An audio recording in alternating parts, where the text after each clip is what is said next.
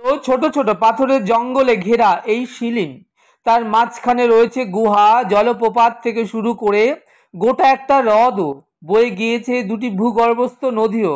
সব মিলিয়ে মিশিয়ে পর্যটকদের কাছে এই জায়গাটার আকর্ষণ নেহাত কিছু কম নয়।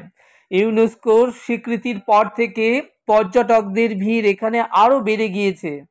আর হবেই বা না কেন, গাছপালা পশু পাখির জঙ্গল অনেকেই দেখেছে, কিন্তু পাথরের জঙ্গল দেখার সৌভাগ্য কজনেরই হয় বলুন তো। আপনারা এখন দেখছেন চীনের কুনমিন শহরের হোনান প্রদেশের বিখ্যাত স্টোন ফরেস্ট বা পাথরের জঙ্গল।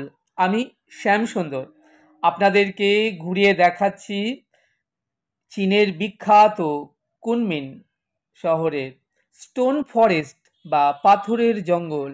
আমরা যখন এই স্টোন ফরেস্ট এসে পৌঁছালাম, আপনারা দেখতে পাচ্ছেন প্রচুর পর্যটকের এখানে ভিড় করেছেন। এটা দেখবার জন্য প্রত্যেকে ছবি তুলছেন, সেলফি করছেন এই জঙ্গলে। কারণ এমন জঙ্গল কজনই বা দেখেছে। দেখুন কি অপূর্ব এই সৌন্দর্য, সত্যি মনোমুগ্ধকর।